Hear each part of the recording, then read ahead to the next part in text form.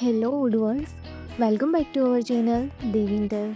Today we will see how to create invoice from the delivery and receipt. So let's see about that how to work it. You can see here a module Dev invoice from picking. So install this module and click on this activate button. Now our module is installable. First go to settings,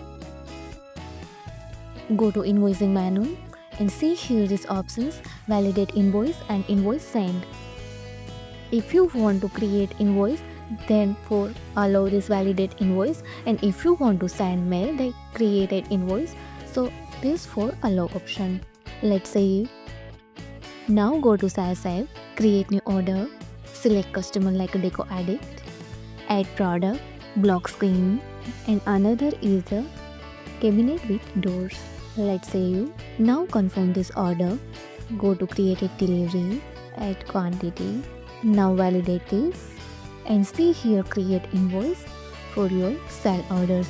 Now open this, see here customer is deco addict and product is block screen and cabinet with doors, and also send mail dear deco addict and invoice number, display here amount and also display here invoice number.